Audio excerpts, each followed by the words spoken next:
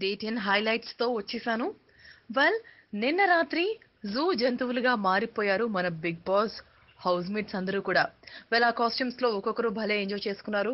But పాపం రాత్రి వాళ్ళకి కంఫర్టబుల్ గా ఉన్న బెడ్ మీద కాకుండా జూ బోన్ లోనో జూ అవతల కేవలం లాన్ దగ్గరే వాళ్ళు పడుకోవాల్సి వచ్చింది. వెల్, అలా కూడా వాళ్ళు టాస్క్ కాబట్టి దే హ్యావ్ ఎంజాయ్డ్ ఇట్.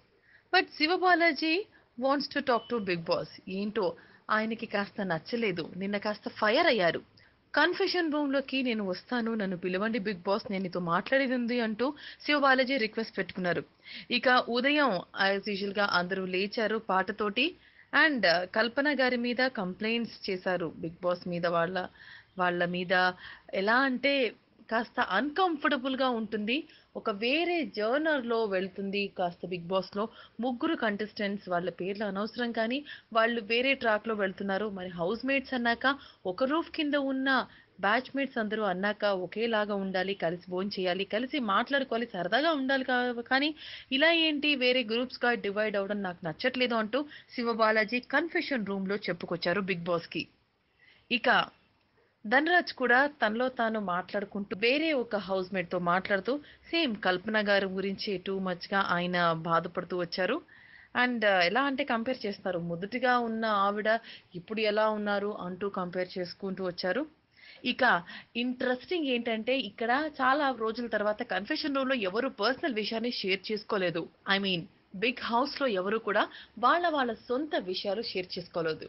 కానీ ఇక్కడ ధనరాజ్ ఆ, ఎవరెవరితో అంటే ఆదర్శ్, కత్తి విజయ్, అర్చన, ప్రిన్స్ వీళ్ళతో కలిసి కూర్చొని తన పర్సనల్ స్టోరీని చాలా ఇంట్రెస్ట్ గా చాలా డీటెయిల్డ్ గా ఎక్స్ప్లెయిన్ చేశాడు. అదేంటో మీరు వినండి.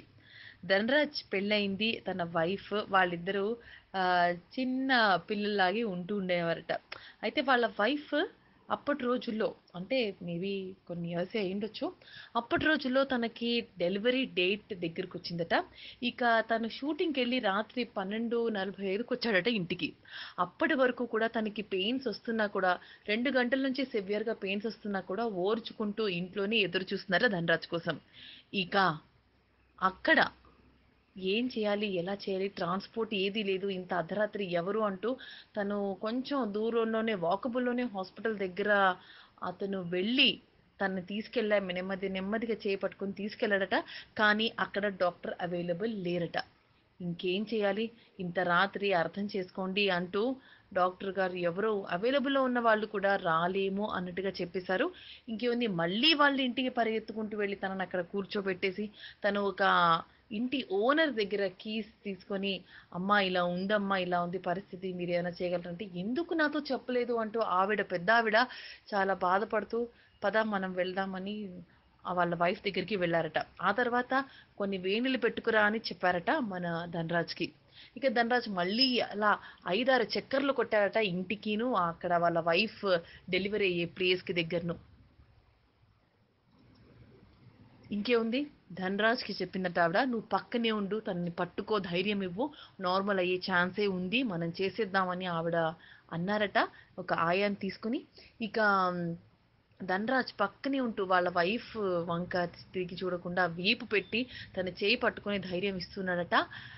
కొన్ని క్షణాల్లోనే అంటే ఉదయం 5:45 అయిందట ఆ టైంలో బాబు పుట్టాడట. ఇక ధనరాజ్ షివర్ అయ్యాడట. అసలు భయానికి వణికిపోయి ఆ ఉద్వేగభరిత క్షణాలని తను ఎంజాయ్ చేసింది, తను బాధపడింది, సంతోషంగా అటు తన వైఫ్ అదొక మరో జన్మ, ఎంత కష్టం ఆ ఒక ఆడ జన్మ, ఒకరికి బర్త్ ఇవ్వడం అన్నది ఎంత కష్టం అంటూ చెప్పుకొచ్చాడు ధనరాజ్. ఇక it was a very interesting story. అందరూ కూడా చాలా ఉత్కంఠంగా వింటూ వచ్చారు. ప్రిన్స్, ఆదర్శ్ అయితే అసలు లీనం అయిపోయి వింటూ వింటూ వచ్చారు. ఇక ధనరాజ్ మగబిడ్డని ఎత్తుకొని చాలా ఎంబ్రాసింగ్ గా అయ్యో నా బేబీ అన్నట్టుగా చేతులు ఎత్తి లిటరలీ వణికిపోయాట తనకి. మళ్ళీ కాస్త తెల్లవారుజాము అవ్వగానే వాళ్ళ ఫ్రెండ్స్ అందరూ, కుటుంబ సభ్యులందరూ వచ్చి కలిస్తే తనకేదో గిల్టీ ఫీలింగ్ గా ఉండిందట. అలా తన ఇంట్రెస్టింగ్ స్టోరీని రివీల్ చేశాడు ధనరాజ్.